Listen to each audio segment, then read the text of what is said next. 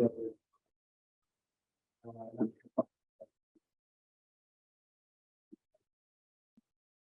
It's 10:00. I call a meeting to order, please, of the Port Council. I'd like to inform everyone that John Driscoll, the authority's communications director, is making an audio and video recording of today's meeting. Is there anyone else making a recording of today's meeting? If so, please identify yourself. If you're joining virtually, please press the raise your hand icon on the Zoom dashboard, or if you're joining by phone, press number 9 on your keypad. You are recognized. Please state your name for the record. Thank you. Okay. Sonu from the MB Times. Yeah. Oh, I think. Are there any members participating by Zoom today of the Port Council? Not that I see. Thank you. Motion to approve the minutes of the last meeting. I'll make a motion. So motion. All those in favor say aye, please. Aye. Passed. Manager report the updates on current projects, including the website, please. All right. So Sean has the website. You want to say who's here? Oh, yeah, before we start, so, here in the barn on Palmer Ave in Falmouth. So in addition to myself, Mark Rosem, Mark Higgins, Terrence Keneally, also Bill Cludia, Allison Fletcher, and Bridget Sullivan is in the room. There's also 3 members of the board that are sitting in waiting for the next meeting. Mr. Malcolm, Mr. Jeffrey, and Mr. Jones. There's the team from Reptilis is here as well. So, Good morning. Weird to see you guys in 3 dimensions. Sorry. I know. So just a brief update on the website project. User acceptance testing is continuing by our internal auditing team in Shoreside Operations. We recently got the payment flow and credit cards released and tested, and this week we expect the workflow for changing and canceling reservations and enrolling and updating waitlist selection to be done. But we're working right now to schedule internal familiarization sessions for the new website with our staff, starting tentatively next week with a train-the-trainer inspection, followed shortly thereafter by sessions for senior staff, ticket sellers, and reservation clerks. Also working on scheduling some virtual sessions for the Board and Port Council, so I'll get some dates out to you shortly.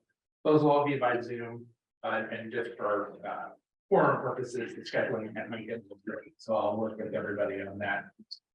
We've also got some in-person schedules, in-person sessions scheduled for Martha's Vineyard in Nantucket for the 22nd on Martha's Vineyard, from 1 to 3 at the House.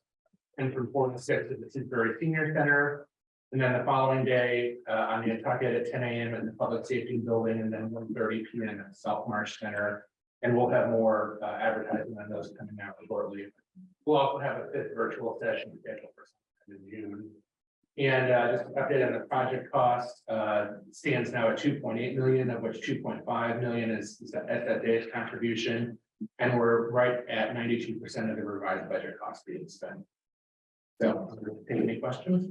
Any questions from the board? Yes, go over those numbers at the end there. I don't know if I heard correctly. We're 2.8. 2.8, 300,000 of that is ADK's contribution with additional man hours that they're not charging us for. So of that 2.8 million, we're at 92% of the revised budget, that revised budget cost. Thank you. Any other questions? Going to item number 2, Woods Road criminal site work, please. all right. So there'll be Bill Cludia will provide us an update along with a brief slideshow. Yes, so currently, we're in the phase 5 enabling work, winding down the enabling work, the site work is complete, stormwater is complete, the only thing left to do is migrate the circuits to the new switchgear, temporary switchgear shed, and get the new Wi-Fi tower up and running so that we can move out of the freight shed. Sean, go ahead. So this is, we received, last week we received, precast transformer, pad and the transformer itself. That's the transformer pad in the front. In the back, is where the Wi-Fi tower is going. Next. So this is, you're looking at concrete, column, there's a precast, foundation, column, which is about 27 feet long and it was buried in the ground about 20 feet. Next picture. This is, the Wi-Fi tower itself, it's 100 feet long, or 99 feet to be exact. It came in three pieces and they assembled it in the employee lot. Next. This is precast foundation for the Wi-Fi tower. The tower just sits right on top of that. It's 20 feet in the ground. That's it. The next. This is our aerial view of the Wi-Fi tower installed and the transformer, the new transformer for the site. Permanent transformer for the site is also installed. Next. This temporary switchgear shed, which will power the site and site power and communications for the next 3 or 4 years. Next. This is a couple shots, the next couple of shots of the site work that's complete. You can where that pavement and kind of in the middle, the dark pavement, the difference, the lines between the dark and light pavement is where the permanent terminal is going to be located. Next. This is just another view of the temporary terminal and the staging area for the vehicles. All that work is done. The only work left that Ron Slitch is doing is supporting Holland Electric along the Wi-Fi tower and transformer pad. That's okay. Next, last picture. So the original contract was just under $3 million. We've had about 300,000 in change orders, so the final total is 3.29 million. And I expect to be done in a week or two. Any questions? Any questions on the board? Just a couple of technical ones.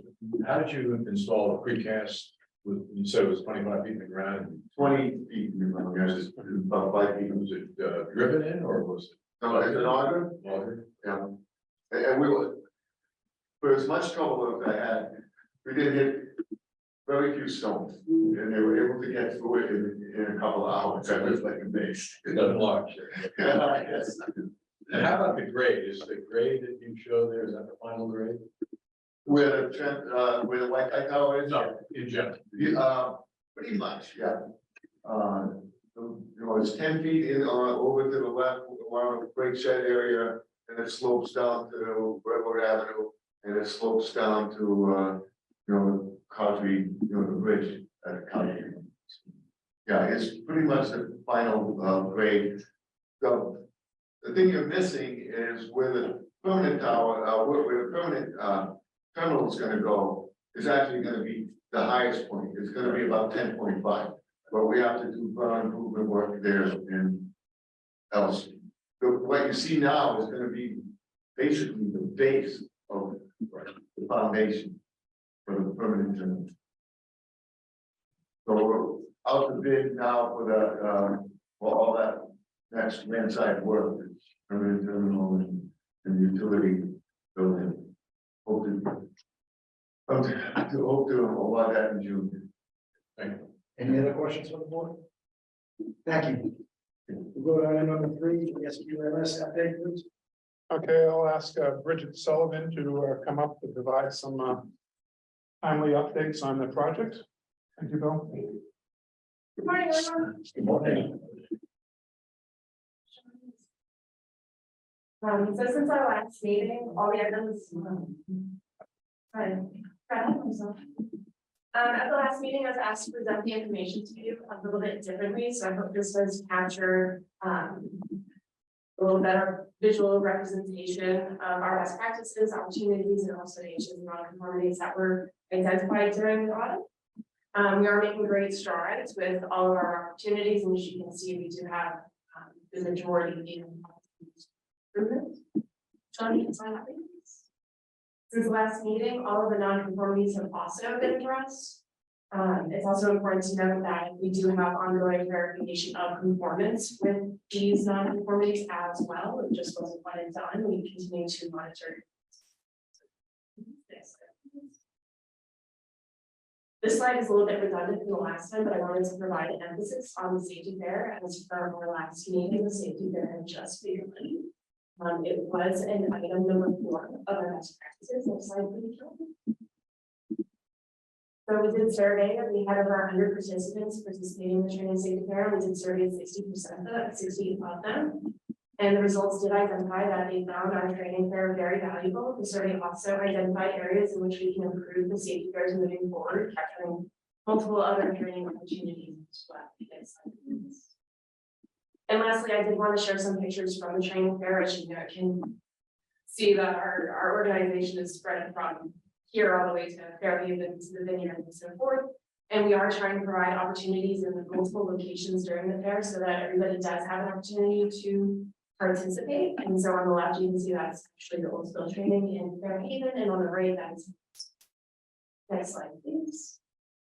There's been no updates for budget thus far, but the next board council meeting, you will see as we continue with internally.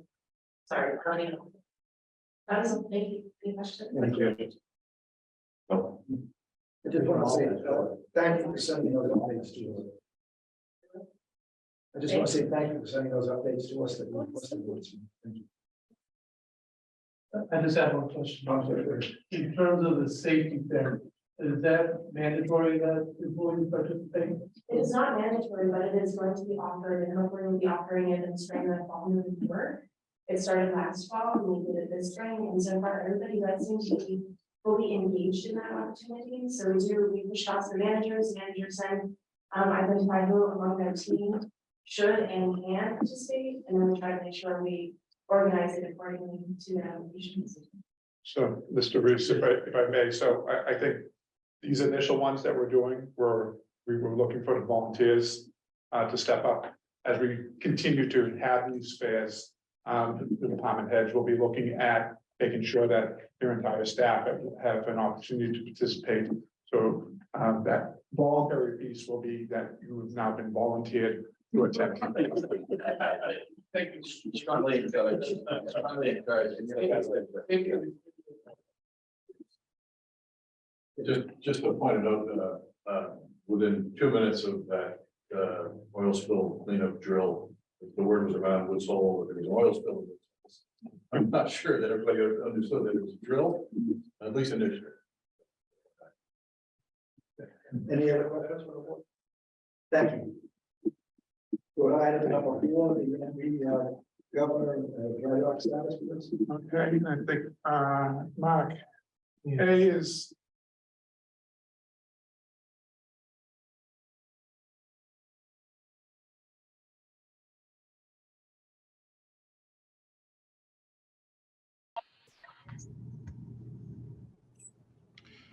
Good morning, everyone. Greetings from Alabama Shipyard. Good morning. So we've just completed the Governor Dry Dock at Senesco Shipyard. She returned to Fairhaven Shipyard for final outfitting, getting ready for the season. Next slide, Sean. So this is some work underneath the sponson area. You can see some of the frames that we had to replace that have the lightning holes. Next slide, please. Just some final dress up before the undocking with the polishing of the propeller. Next.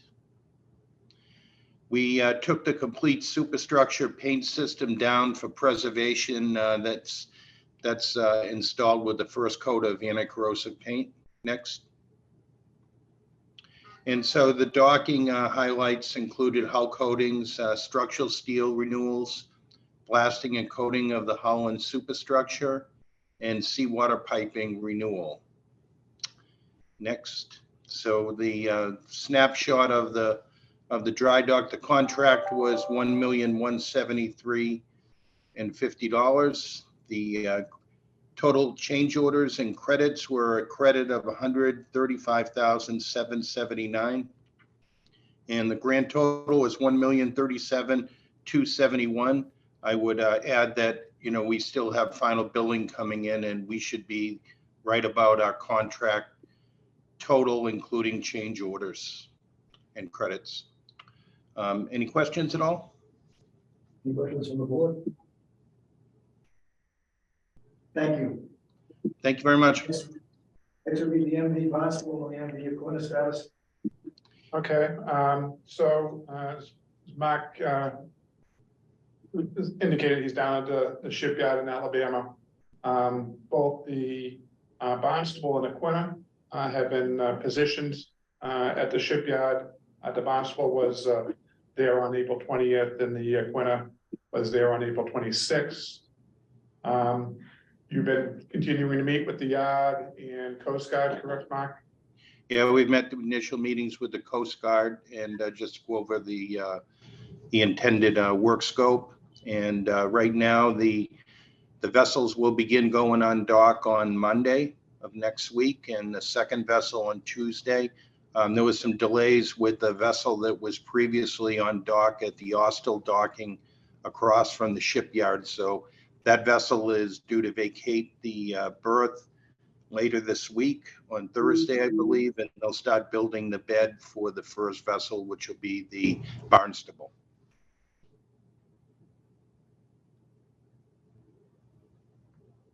And then this past Thursday, we were at the Barnstable Town Council.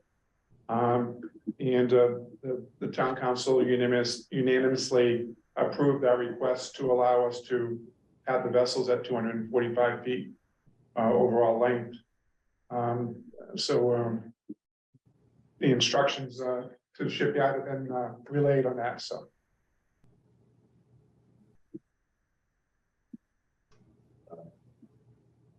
Any questions from the board? Just wanted to congratulate Bob on getting the 245. Again, appreciation to, Bob Jones and Mr. Brialt on working with us in the town on getting that, so. Well, what were the final bids on that, for both of those? So what was awarded, it was 13.6 million per boat was the award. There's approximately $1 million in owner furnished equipment that we'll be having. And then we're estimating about 400,000 per boat for SSA personnel on site there. So we're looking at basically it's a $15 million project per vessel.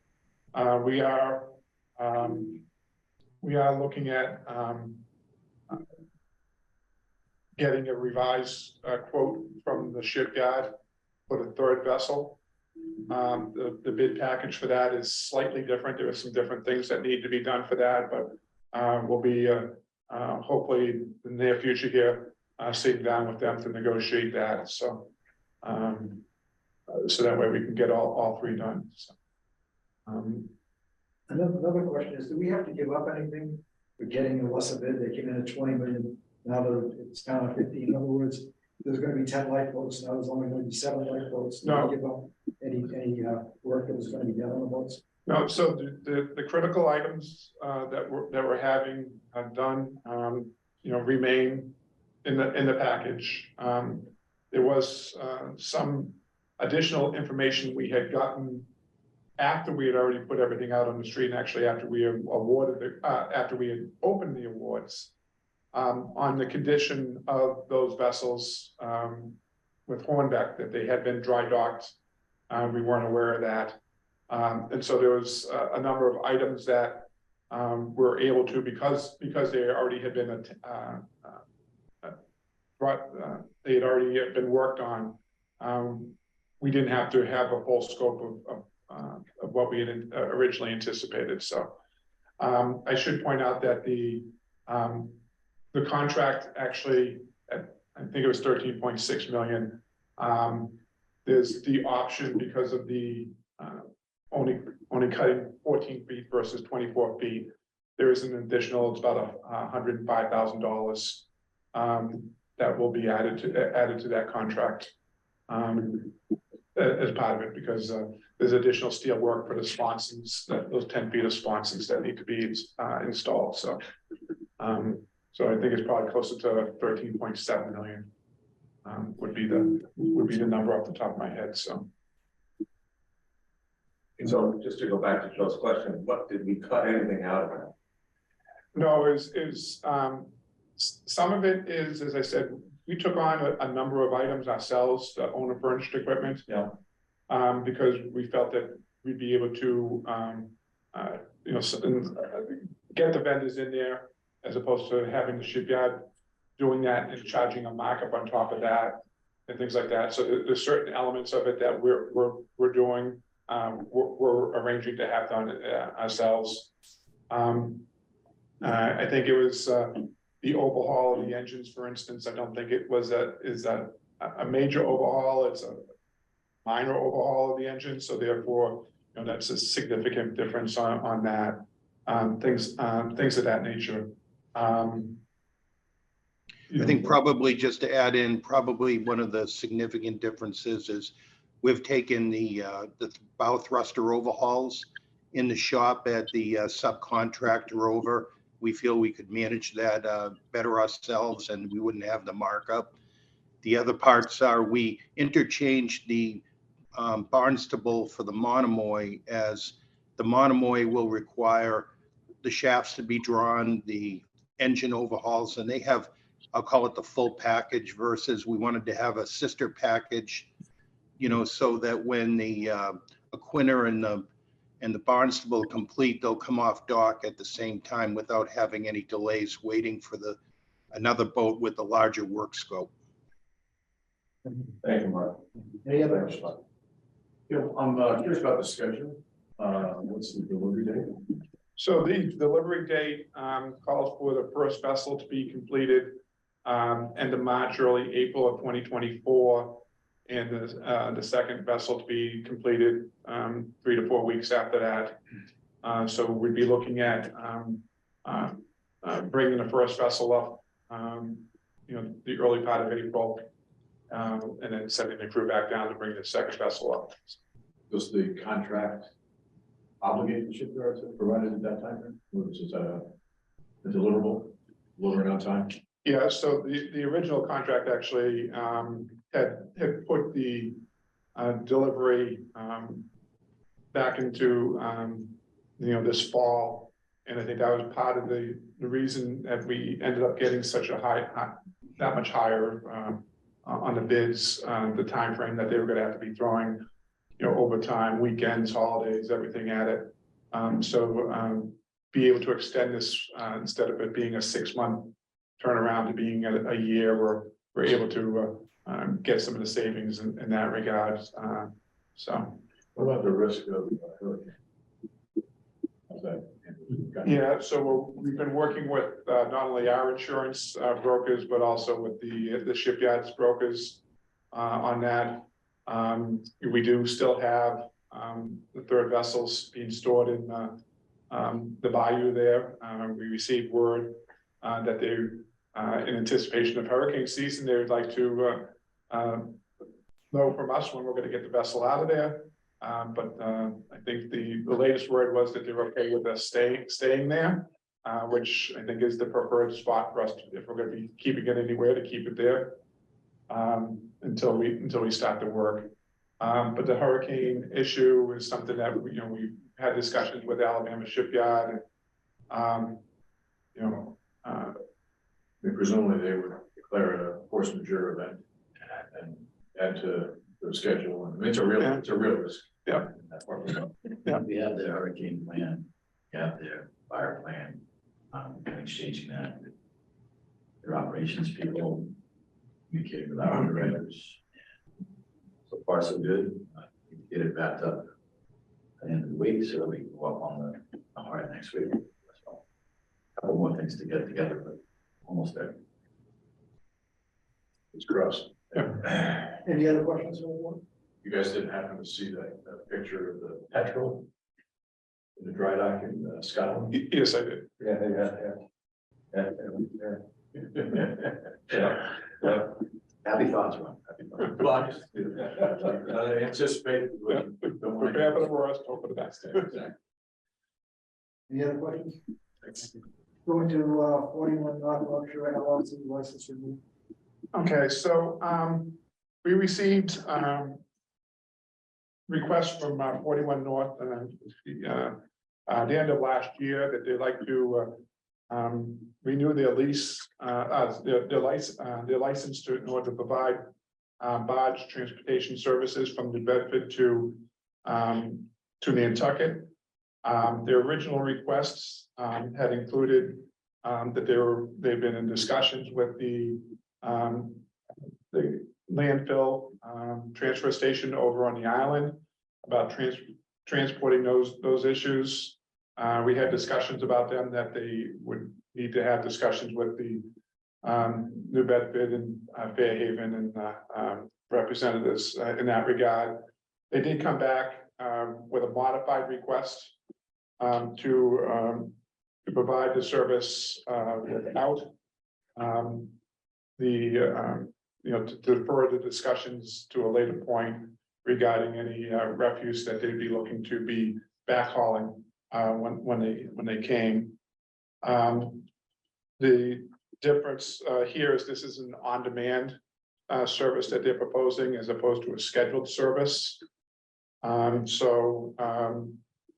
There is a finite, there's not a finite number of trips that they're looking for. But the proposal that we provided the Port Council to consider includes a change. Last year, when we did this such short notice, all we did was charge them a docking fee of $200 a docking. Along the lines of what we do with our private licensed carriers, we've looked at this proposal this time and have come up with a fee structure so that way to compensate the steamship authority not only for the use of the dock, but also for the potential revenue that would have been had those vehicles been accommodated on our vessels. And it's a sliding scale, so the more that they transport, the higher that percentage becomes. But we talked with Jonah about it, and I don't know whether Jonah is not on this.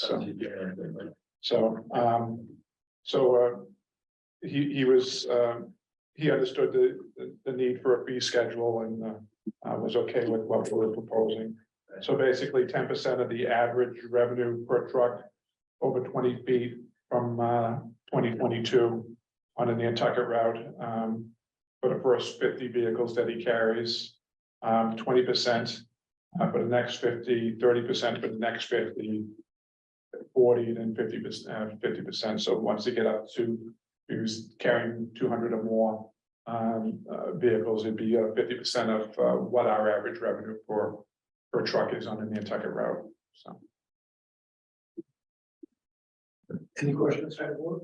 Just a couple of things, Shannon. So, talking to him last week, seems very happy and think that you go back to last year with the whole UPS thing, the whole big, last minute bad press, etc. Having a guy like this is huge for us. Having somebody you can work with, that's working with Elaine, all the confusion that happens down there, moving the boat a little bit over this way, moving over this, the barge, this side, whatever they have to do to get everything to work. And I think having one person is proven to be a positive thing for us. We need to have that instead of having all these different people coming in and out of our schedule and stuff. Because Stuff's not going away, modulars, everything is gonna be, there's gonna be more of this, so we have to be ready for that. And I think that Jonah just gets it, and he's in his 40s, so that's really good. He's not 6, 7 years old of this business, so that's important. As we move forward with future plans, future work and so forth, so. Whatever you've got worked out with him, as the license stuff. Is, you know, I didn't look at that, so I'm going with your experience, because it's been a long time since we talked about bad fees and dragging aggregate. Some of the products they bring can't come on the boat, as you know. So that's very important to put that into perspective of what we're billing someone for something we can't do anyway. So I think overall the best thing is dealing with the person that is committed to us and knows that it's not an easy thing to make work, especially with weather and solid schedule. That's all I have. Thank you, Mr. Chairman. So I should point out that over the weekend, we did get back a couple suggested edits from 41 North regarding the proposed license agreement. Some of it is just some technical things. For instance, we had the official number for the barge called thing 2 listed, and he plans on doing it with barge thing 1. So we had to change that. But I think a quick read of this was that the biggest thing is that the time periods, identifying the time periods of when he'd be able to offload, which are in between our vessel times, and the commitment to be working with our staff over at the Nantucket terminal on making sure that there's as least disruptive as possible. Any other questions? What do you have a projection about what the license fee might add up to? Based on what they did last year, it was under 6,800 or something like that. So it's under $10,000 more. And the likelihood of getting to the 50% number seems relatively low. You'd have to carry 4 times the number of vehicles that he carried this past year. Any other questions from the board? This require a vote? I would like to have the Port Council weigh in on as to a recommendation for the board. A motion on that, please. So moved. Second, Sorry. all those in favor say aye. Aye. Unanimous vote. Thank you. Going to the treasurer's report, A, business summary for the month of March 2023.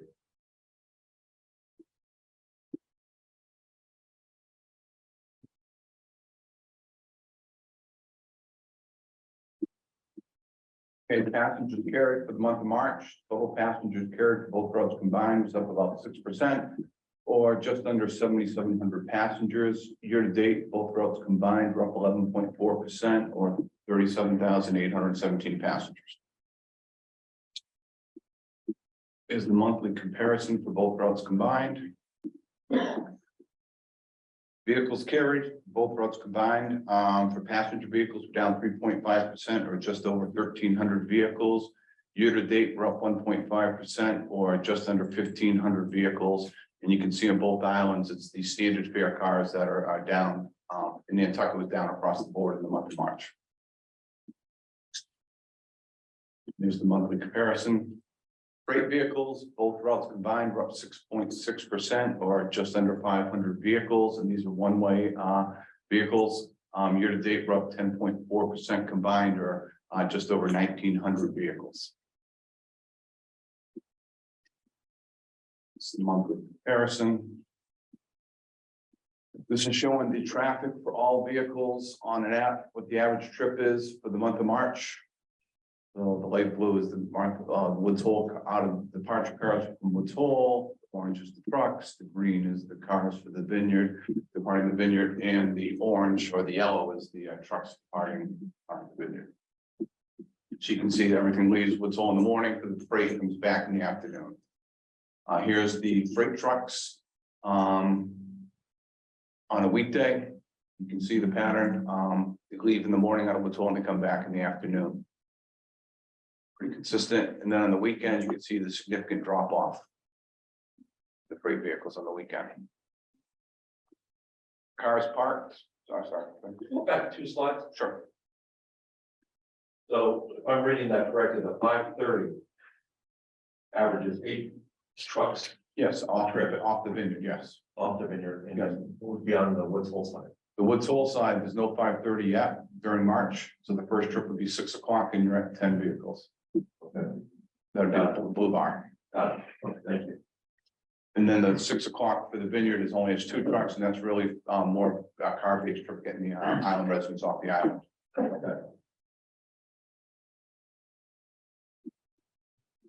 Okay, cars parked for the month of March, we're up 18.6% or 855 cars combined for both routes. Year to date, we're up 25.4% or just under 2,900 vehicles. There's the monthly comparison. Trip summary for the month of March on the vineyard route, we had 13 trips canceled for mechanical, 31 for weather. On the Nantucket route, no trips for mechanical, 25 for weather. Combined year to date, we have 50 trips canceled for mechanical and 98 for weather. And that totals 148 in that category. Last year at this time, we're at 153 combined. So pretty close as far as the missed trips. Financial snapshot for the month of March. Revenue, operating revenue of $6,449,000 was higher than budget by just under 10,000. Other income of 1.8 million was higher than budget by 568,000, and that has to do with about 400,000 increases grant revenue timing, where last month we were off, and next month will be up as well. Just the timing when the grant was coming in. Operating expenses of 10,260,000 was lower than budget by 159,000. And putting this all together, we have a net operating loss of 2.1 million, which was lower than budget by the $830,000. Year to date, our net operating loss of 10,108,000 is lower than budget by 3.7 million. And some of that is we'll go over the operating expenses, there'll be some timing issues on when some of the maintenance is being done. Operating revenue. Big driver here, you can see for the automobile revenue down $166,000. That's the mainly the standard fares being down so much, and then you saw the Nantucket route was down across the board, and they're the higher priced vehicles.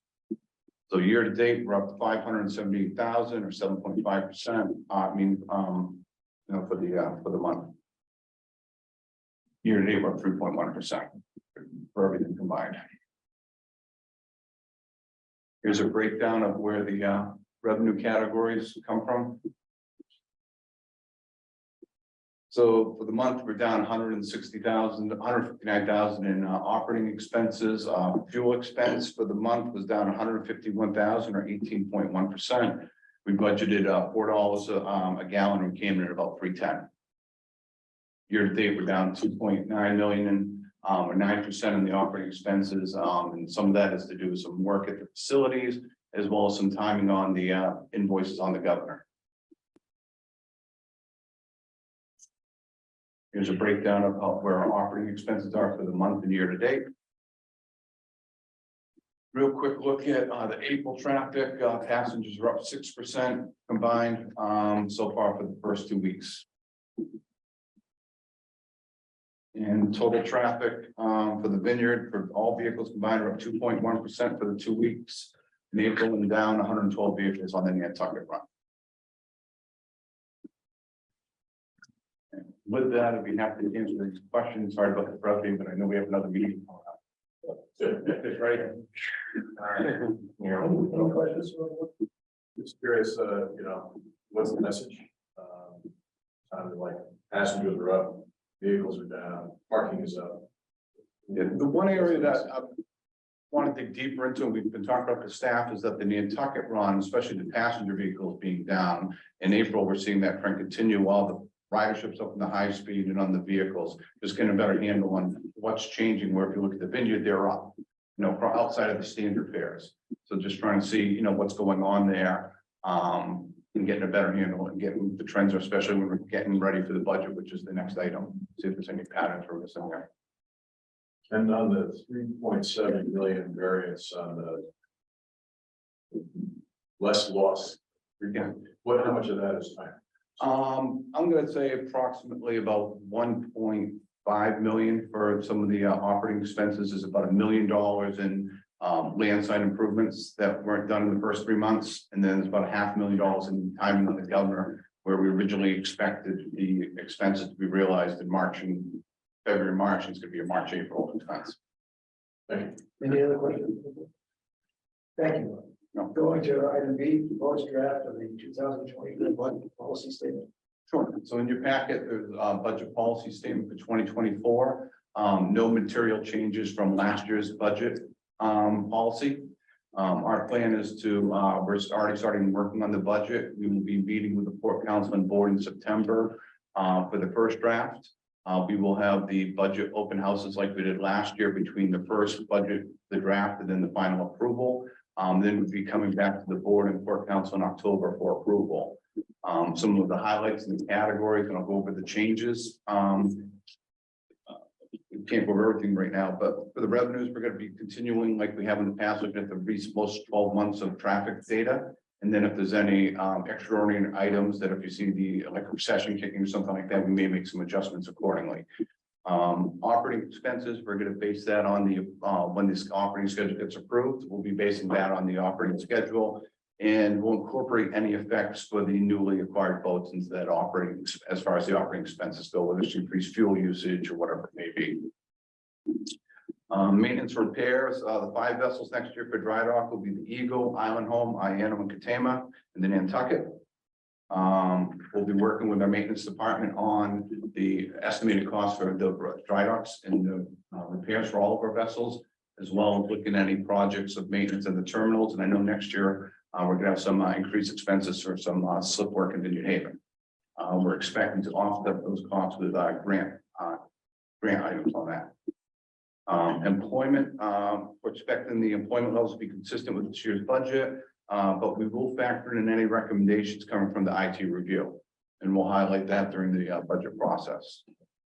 Training, we're going to continue the same type of training as we've done in the past. In addition, we're going to make sure we budget in for 2 sessions of the week-long safety fair. So one in the spring, one in the fall. So that's it. Yeah, 2 weeks. So one in 2 sessions. Yeah, so 4 weeks. So we've been putting that into the budget for next year. Information systems, we're going to look at incorporating any cost from the IT review, whether it's services, software as a service, whether, as I mentioned, with the payroll, or any recommendations that we have incurring that'll be in the operating side. Any capital, we'll address in the capital, but I'm estimating that most of it's going to be on the operating side. Okay. And also we have the new website coming out this year, and we'll adjust anything accordingly based on any efficiencies or any enhancements we have through those systems, as well as the app. Fuel. Price of crude right now, today it's down $3. We're trading just under $73 a barrel. It's been trading in the $70 to $83 in the last month. Last year at the same time, we had a $65 to $123 range.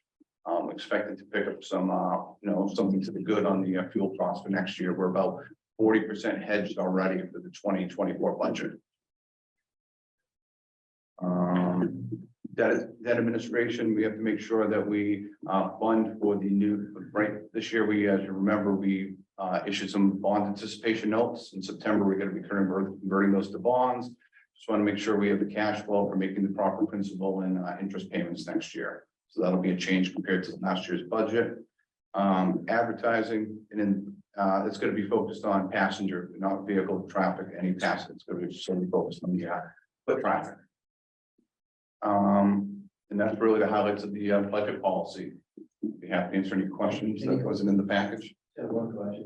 What's the fiscal impact of the 3 additional vessels?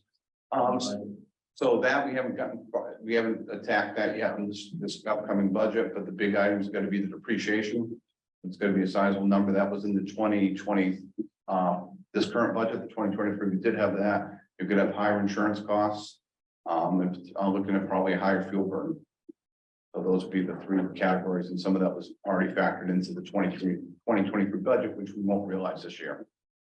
Mark, you had your hand. Yes, in regards to personnel, will there be consideration in this policy statement regarding recruitment and retention of staff? And we're having problems now in that area, so the budget address. Yes, well, we have that also part of it's in the advertising marketing, part of that will be in the HR, and part of that's also in the training as well.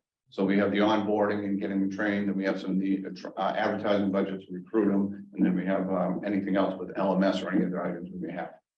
So this year, for instance, where in the past, we always had, number of applicants coming into positions this year.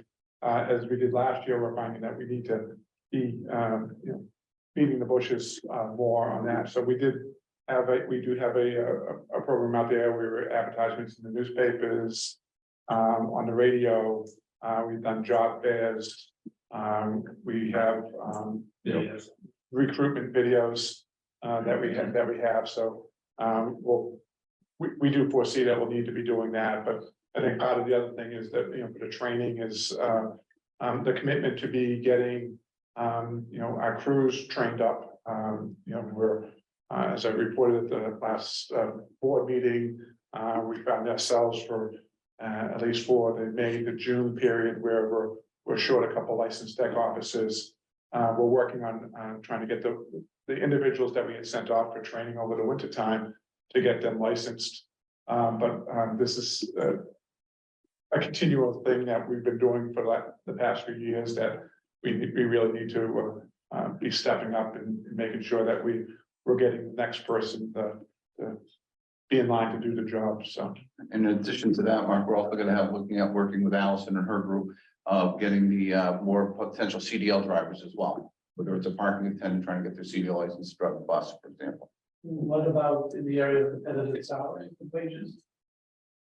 Do you feel comfortable that our wages and salaries are such that we can attract employees and keep employees? yeah, so I think in terms of the general wages, I think when we've looked at this, we've been at an appropriate level. The issue that we're seeing is that we're hearing that see that like the MBTA is offering all these huge signing bonuses because they have so much money that they can throw at it, and we're not in a position to be doing that. And the question becomes is to be doing something like that, how do you take care of the people that have already come, that are already here? So so No, I'm just that we're paying competitive salaries for the district. yeah. And some of it, Mark mentioned the CDL drivers for the buses. So we probably do need to have a conversation with the bargaining unit, the union regarding some elements of that contract as well. Any other questions? Thank you. So we're looking for a vote on that, please. Yes, please. Motion, please. Motion to approve the budget policy as presented. Okay, I'll second. All those in favor? Aye. All those against? Unanimous vote. Thank you. Item number 4, you are any old new business brought before the board? Yes. Yeah, just a couple of things, since we haven't been here so long, and thank you everyone for being here. I feel privileged to be back here in this room, to all of you. Couple things I've been working on, my little crumb list, but I don't like talking about all this stuff, because it's just too complicated, I love it at time to think. But there's one thing I want to make note of at the meeting, because it's important for everyone to understand. These two votes are gonna be great for something that we're gonna talk about next. On what is it called? Mark's on the HT thing. Subject to H. That's going away for you folks. That is gonna make Nantucket wicked efficient in our way of being efficient. You guys, I don't even know what document. 29 votes a day, I can't stand it, it's totally different. So. We just had an issue happen a couple weeks ago, saw my letter about the High Line. Where someone wrote the stupidest letter I've ever seen in my life, and I didn't pay for it. I've never seen a letter that has that. But we actually are part of the problem when it comes to that 6:10 vote canceling, because that 6:30 vote has gas on it. And I blame myself for that. Something that I pushed to do that was the wrong thing. Well, it wasn't the wrong thing for some parts of it, but it now is the wrong thing. So next year, I've asked Allison to not have hazardous on that 6:30 exactly trip. They know what I'm talking about. Those guys know everything. I just want you guys to understand what I'm talking about. Get rid of the hazardous on that 6:30 because we're gonna be ready, getting prepared for the Barnstable now. Well, I thought we were getting them on, but what are we doing? Doesn't matter. Whatever vote we have, doesn't matter. But they're the same. That's the beautiful part of it. When the Great Lady 4 canceled the other day, or the 3 canceled. That's the first time that vote's canceled for mechanical in like a year. But all those people had no place to go. And if that 6:30 vote didn't have a gas truck on it, at least 100 and some people could have fit on the Sankaty, and these new boats is good. It's like having another fast boat to get you to Nantucket faster than the next fast boat. That's efficiency on our route, which is not like yours, okay? So I'm really looking forward to this transition. This is a good problem that we're gonna fix. I just want to have that ready because I know that schedule's coming through here soon. For next, what is it, March 29th to April 3rd or whatever the heck it starts. We need to get that prepared for these new boats to come in and have that first trip without gas, be able to have gas. So I just wanted to bring that up. It's really important for our group and a very positive thing to finally get done. Any other old business? Any other old business? Any public comment?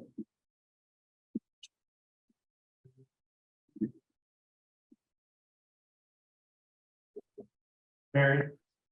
Thank you. This is Mary Longacre on Nantucket. Just a quick note that the website has been displaying error messages yesterday and today, and wondering if you can comment on the cause and the expected time to fix that. We can't access. I believe that, Mary, I believe that issue's been addressed. I was alerted our IT department to it this morning. So it should, I believe it's been corrected. Thank you. Any other questions from the public? No. Do we have a motion to adjourn? So moved. Second. All those in favor? Aye. Any against? Unanimous? Thank you. Go. Okay.